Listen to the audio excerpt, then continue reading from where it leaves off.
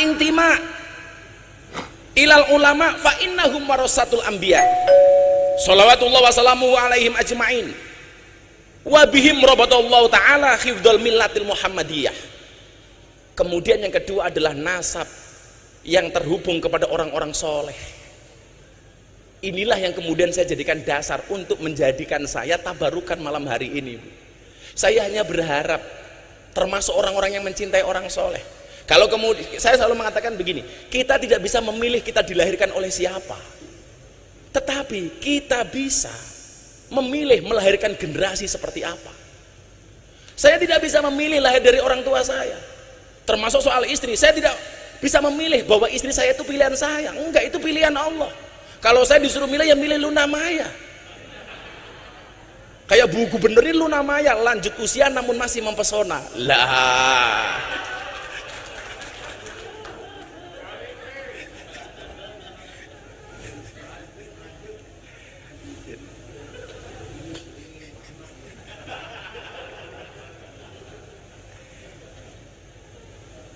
Saya itu sebenarnya dari dulu Bu Nyai, saya itu paling repot kalau ditanya soal nasab. Sampai kemudian guru saya Habib Lutfi, beliau malam tahun baru di tahun 2019 manggil saya, nak kamu sini, ternyata nasab kamu itu sama dengan Mamah Salmah, kenapa kamu gak pernah bilang? Mana mungkin saya berani bah. Jadi kebetulan saya tadi matur sama Pak Kiai Marzuki, nasab saya itu kebetulan, entah kebetulan atau karena memang seperti itu, sama dengan nasabnya Mamah Salmah. Mamah Salmah itu istrinya Habib Lutfi, sama-sama keturunan ke-9 dari Mbah Muhammad Besari Ponorogo, yang mempunyai bapak makamnya di Caruban namanya Kiai Anom Besari. Kiai Anom Besari punya bapak makamnya di Kediri Abdullah Mursad Tukum, yang punya bapak namanya Raden Demang, punya bapak namanya Pangeran Demang, punya bapak namanya Ratu Jekulo, punya bapak namanya Brawijaya Limo. Brawijaya Limo. Pripun Bu Nyai? Lah, kula yakin kok gerombolan sing apik iki bakal ketemu melih. Mila wong apik nyamane nggih ketemu kali wong apik. Wong sing ora apik ketemu wong apik nggih mboten nyaman. Contoh nggih, kula nyuwun sewu banget nih. Saya ngaji di lokalisasi di Jogja niku, Bu Gubernur. Kalau saya belum selesai ngaji, kok mereka datang, lihat saya dari jauh itu malu. Waduh, ono Gus Miftah. Orang kok bangga, Gus, aku neng kene, pasti malu. Kemarin lucu lagi, saya diwawancarai sama BBC London. Coba Anda ceritakan sama saya, ada nggak sih sebenarnya manfaat yang mereka dapatkan dari pengajian itu? Oh, bagaimana nggak ada? Coba mbak-mbak silakan angkat tangan. Dia cerita, ngapunten saya mau cerita. Satu saat saya terima tamu, transaksi deal, saya masuk kamar. Begitu masuk kamar saya dengar adzan, Allahu Akbar, Allahu Akbar. Saya bilang sama tamunya, Om pending dulu ya, sedang adzan subuh. Loh kenapa harus pending? Nggak enak Om, saya jamaahnya Gus Miftah. Selesai adzan, ganti tamunya bilang, Mbak, nggak usah diteruskan, tak bayar, nggak usah lanjut. Kenapa? Saya juga jamaahnya Gus Miftah. Gitu.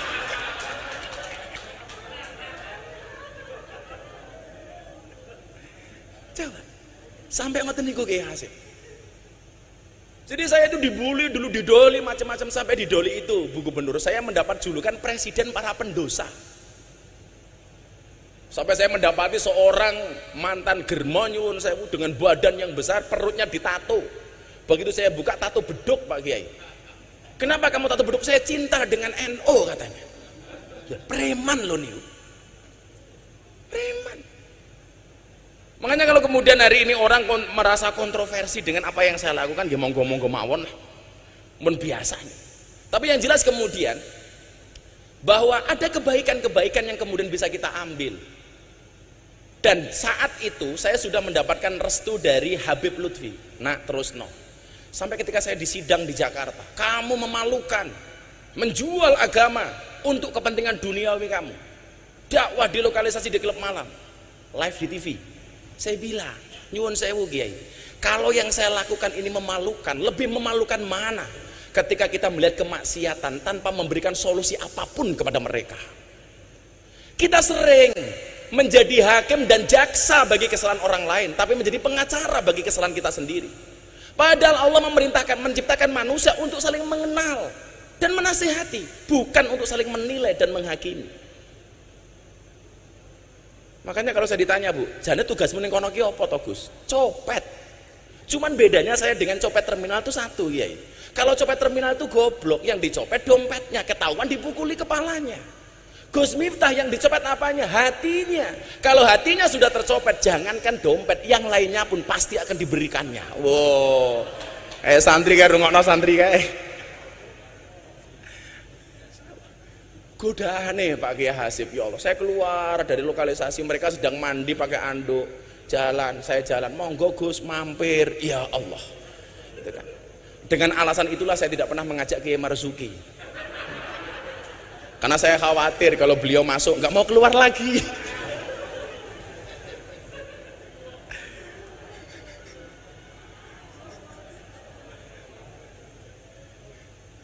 Kalau kemudian orang mengatakan halah ilmu mungkin apa-apaan, iya, saya dari awal mengatakan saya bukan orang alim, tapi saya punya prinsip qalilum minal yakin khairum min katsirin minal ilmi wal amal. Saya punya yang sedikit tapi yakin, itu menurut saya lebih bagus.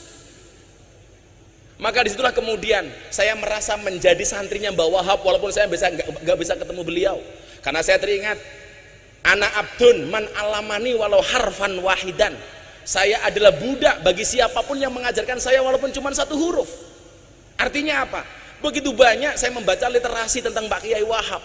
Artinya apa? Saya berhak dong mengaku santrinya beliau. Ya. Karena abdun man alamani walau harfan wahidan. Maka perkenankan Bapak Ibu sebagai refleksi, minimal pemahaman untuk adik-adik saya santri di luar sana yang mereka galau karena tidak bisa melihat saya secara langsung.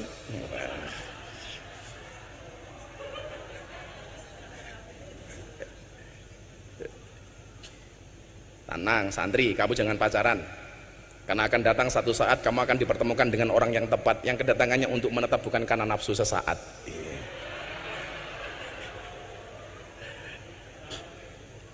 Yang pertama, saya tadi mengkorek-korek salah satu sejarahnya Mbah Wahab melalui Gus Fikri Jember, karena kebetulan saya berhubungan baik dengan beliau.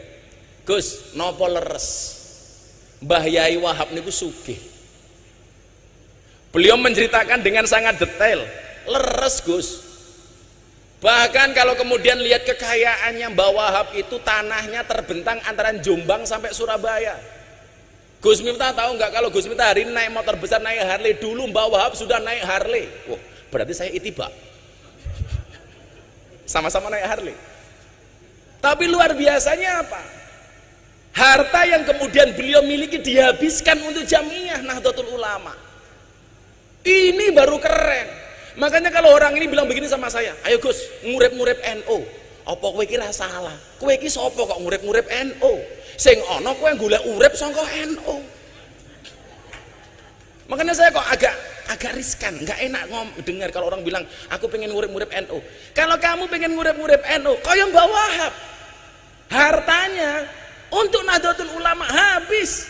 Yang barangkali ahli warisnya nggak terima apapun dari Mbah Wahab. Mata punya mujidah nggih. Coba.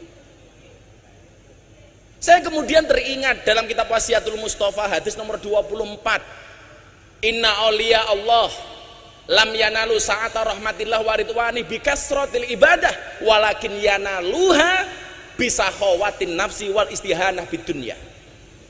Sesungguhnya wali-walinya Allah, mereka mendapatkan derajat yang tinggi, mendapat ridhonya Allah, mendapat keluasaannya bukan karena banyaknya ibadah, tetapi karena banyaknya sedekah dan tidak bergantung kepada dunia. Niki sing angel.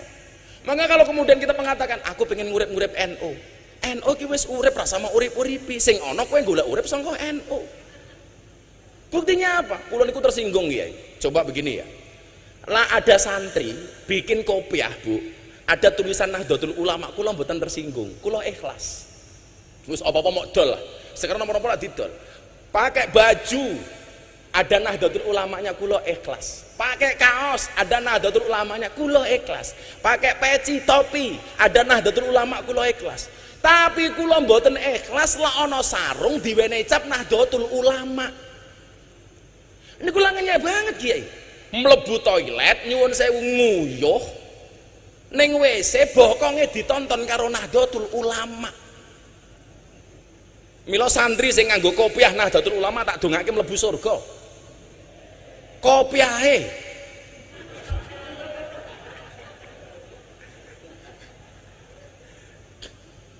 Yang bisa kita lakukan hari ini nopo? Enggak usah ngomong kamu ngurip-nguripi NU.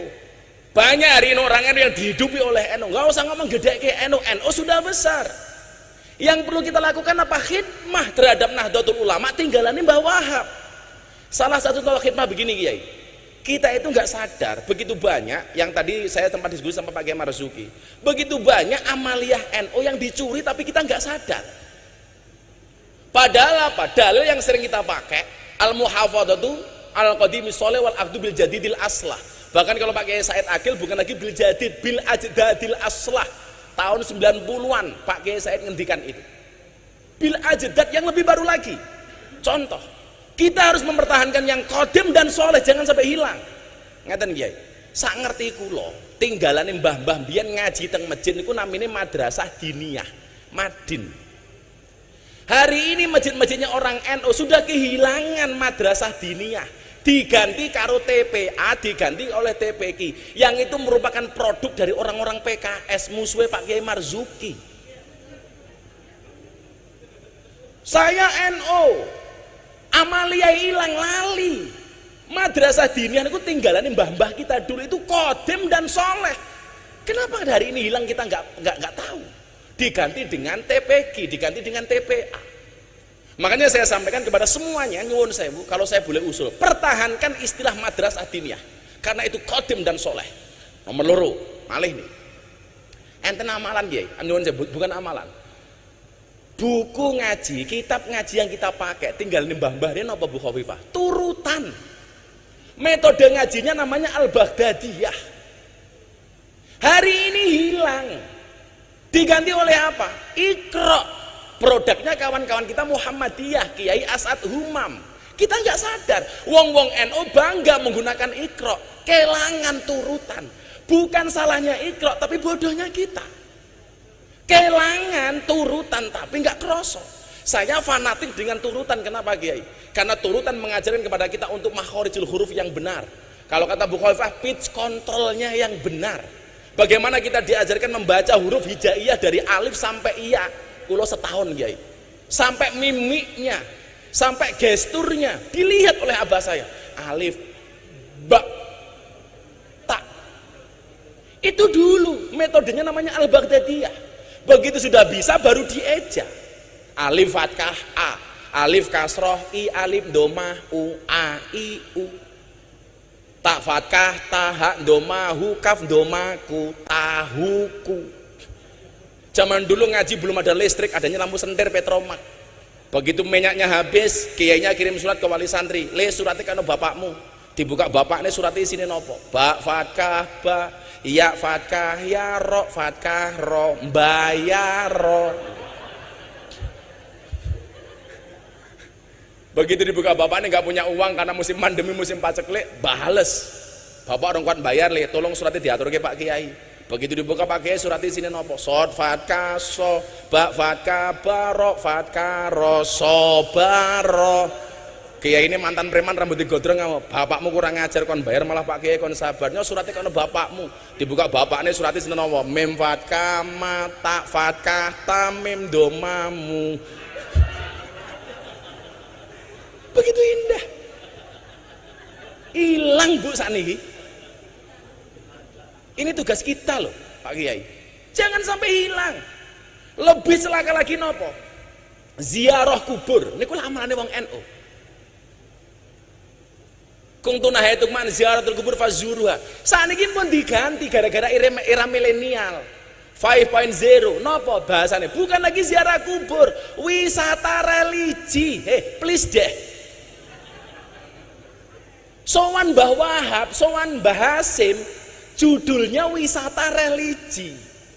Hilang Pak NU ini.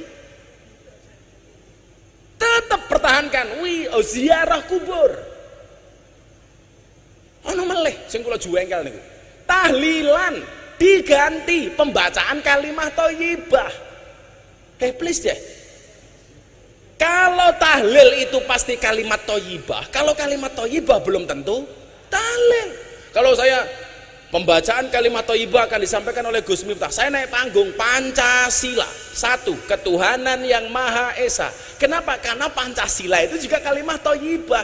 Bahkan kalau anak-anak pramuka, Dasa Dharma Pramuka itu juga kalimat thayyibah. Nah, kita lupa, Pak. Saya dulu taunya apa? Ketika saya kuliah nggak bisa membayar, akhirnya saya tinggal di masjidnya orang Muhammadiyah, Pak Kiai Hasib, 4 tahun setengah. Mereka akhirnya menggunakan bahasa itu dan orang NU ikut-ikutan, Kiai. Pembahasan kalimat thayyibah, ya Allah. Kula niku mbiyen belajar toleransi, manggon teng masjidnya Muhammadiyah itu 4 tahun. Waktu itu saya mendapat julukan James Bond, jaga masjid dan kebon. Tetap saya tahlil, tetap saya kunut sak piturute. Sewenene kalih takmir kula, ora urusan. Masalahnya kalau manggon teng masjid Muhammadiyah itu hanya satu, Pak Kiai Marsudi. Gara-gara saya manggon masjid Muhammadiyah, saya kurus. Berat badan saya hanya 40 kilo. Napa kalau melu Muhammadiyah kurus? Soalnya Muhammadiyah belas nggak pernah ono selamatan. Ora ono mangan-mangan belas kan. Kere aku.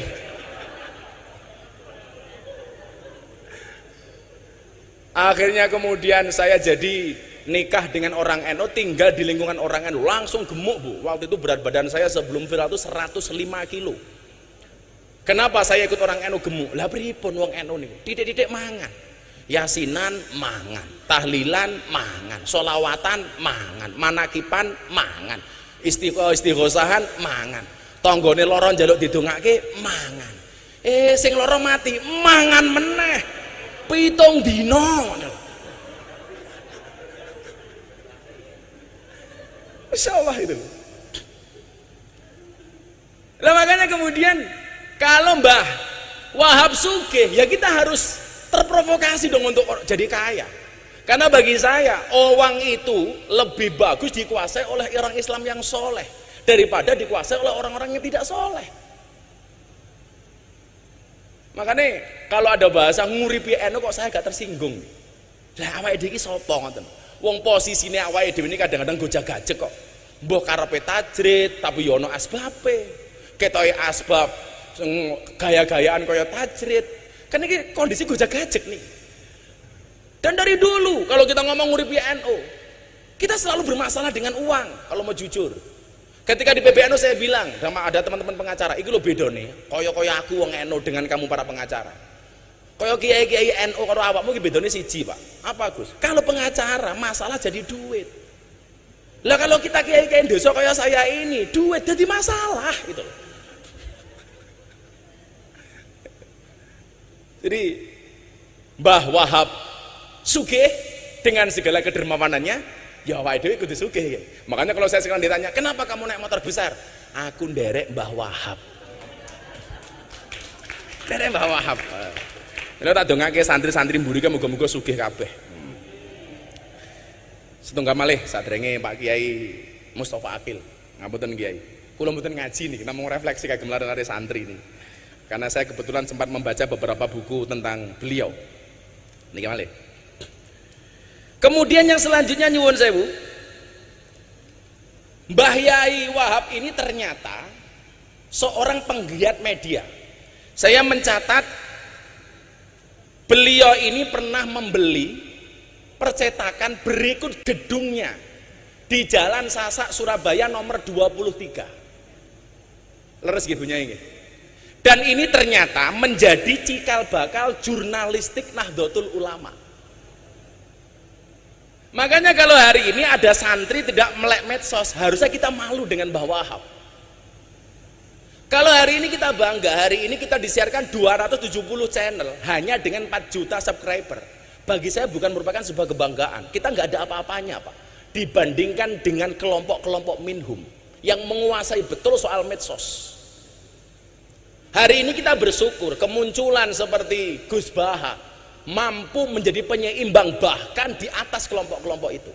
Tahun 2019, Bu Gubernur, saya mendapatkan rilis Ustadz dan Dai yang mendapatkan follower dan viewer banyak di YouTube, Instagram, Facebook, dan lain sebagainya.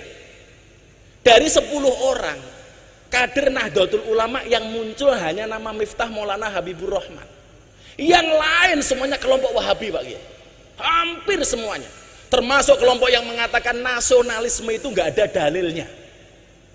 Yang kemudian saya heran apa? Palestina mau merdeka, dia dukung mati-matian, bahkan kirim uang ke Palestina untuk memerdekakan Palestina.